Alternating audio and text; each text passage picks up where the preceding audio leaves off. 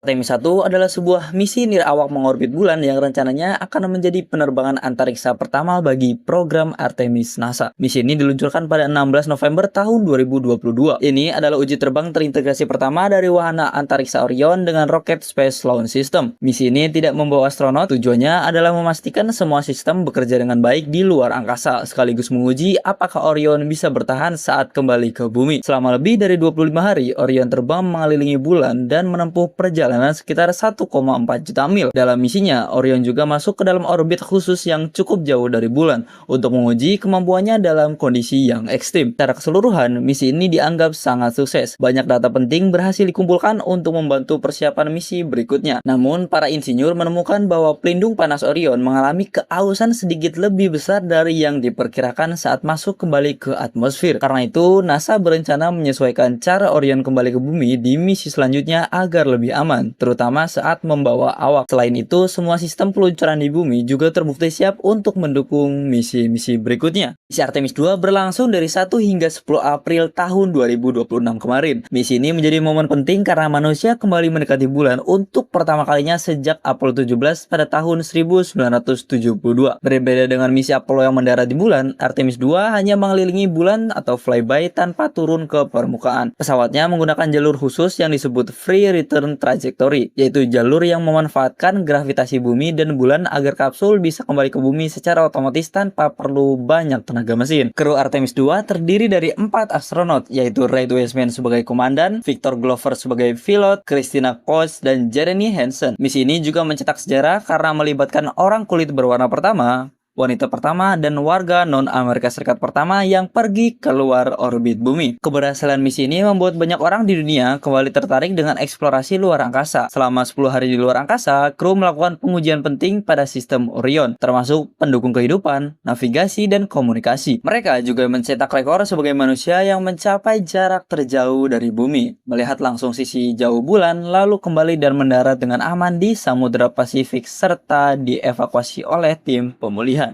Akibat perubahan strategi pada awal 2026, misi Artemis 3 yang dijadwalkan pada pertengahan 2027 kini difokuskan sebagai uji coba komprehensif di orbit bumi sebelum melakukan pendaratan di bulan.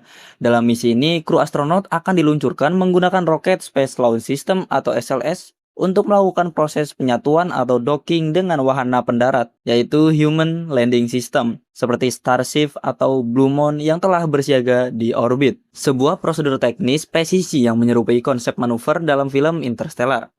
Ya, adegan yang itu. Selain menguji integrasi antar wahana, para kru juga akan melakukan simulasi kerja menggunakan baju luar angkasa Axiom untuk memastikan keamanan dan mobilitas astronot dalam kondisi yang ekstrim. Secara historis, misi ini memiliki peran serupa dengan Apollo 9 pada tahun 1969, yakni sebagai tahap validasi krusial terhadap seluruh sistem kehidupan, komunikasi, dan mekanisme teknis guna menjamin keselamatan penuh sebelum pendaratan manusia di permukaan bulan pada misi berikutnya. Kesuksesan uji coba Artemis 3 akan membuka peluang bagi misi Artemis 4 pada awal 2028 dan diproyeksikan menjadi pendaratan manusia pertama di bulan dalam lebih dari 5 dekade sejak berakhirnya era Apollo. Misi kompleks ini akan melibatkan 4 astronot, di mana 2 diantaranya akan mendarat di wilayah Kutub Selatan menggunakan Human Landing System atau HLS untuk melakukan eksplorasi selama kurang lebih 1 minggu. Sementara 2 astronot lainnya akan tetap berada di orbit untuk koordinasi operasi. Pemilihan Kutub Selatan bersifat strategis karena ketersediaan sinar matahari yang konsisten untuk energi serta potensi deposit air es di kawah-kawah permanen yang dapat diolah menjadi oksigen dan bahan bakar. Seluruh aktivitas penelitian geologi dan operasional selama di permukaan akan dipantau secara intensif oleh tim kendali misi di Johnson Space Center guna menjamin keberhasilan transisi menuju kehadiran manusia yang berkelanjutan di bulan. Misi Artemis 5 dijadwalkan meluncur pada akhir 2028, merupakan titik balik strategi NASA dalam mentransformasi kehadiran manusia di bulan dari sekedar eksplorasi singkat menjadi pembangunan infrastruktur yang berkelanjutan secara permanen. Fokus utama misi ini adalah pengiriman Lunar Terrain Vehicle, sebuah kendaraan penjelajah canggih yang dirancang untuk membawa 2 astronot menempuh jarak hingga 20 km dari lokasi pendaratan, jauh melampaui keterbatasan mobilitas berjalan kaki.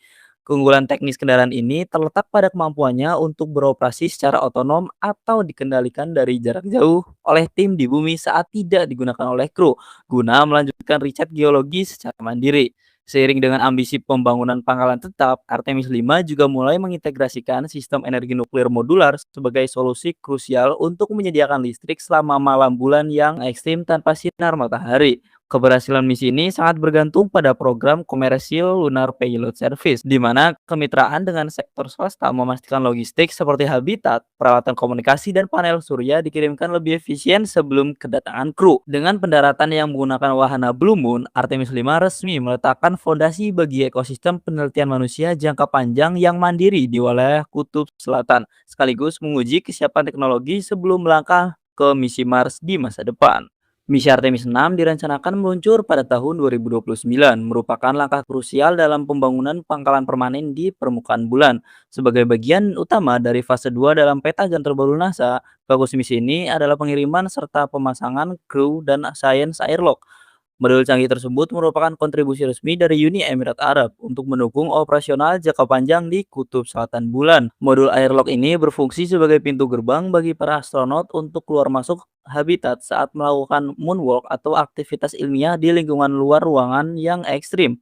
Berdasarkan strategi Surface First yang diumumkan secara resmi pada Maret 2026, NASA memutuskan untuk mempercepat pembangunan di permukaan lunar dengan memprioritaskan infrastruktur pangkalan darat dibandingkan penyelesaian stasiun luar angkasa orbital atau gateway. Selama misi berdurasi 30 hari ini, kru akan menggunakan roket SLS dan wahana antariksa Orion untuk mencapai lokasi strategis pendaratan.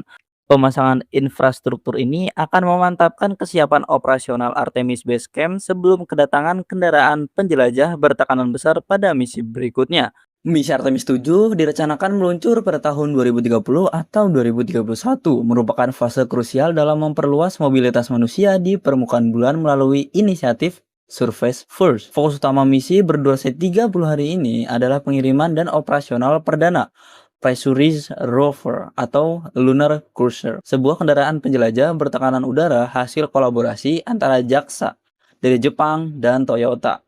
Berbeda dengan kendaraan terbuka, rover ini berfungsi sebagai habitat yang bergerak, yang memungkinkan dua astronot tinggal dan bekerja di dalamnya tanpa mengenakan baju ruang angkasa yang berat selama 30 hingga 45 hari. Teknologi ini dirancang untuk menjelajahi wilayah Kutub Selatan Bulan hingga radius puluhan kilometer dari pangkalan utama dengan kecepatan maksimal 3,5 km per jam. Memiliki masa pakai operasional selama 10 tahun. Rover canggih ini mampu bertahan dalam kondisi ekstrim malam bulan, serta menanjak lereng hingga 15 derajat. Secara strategis, Artemis 7 menandai transisi dari ekspedisi periodik menuju operasional Artemis Base Camp yang lebih mandiri, dengan mengintegrasikan sistem logistik berat dan teknologi pendukung kehidupan dari mitra internasional.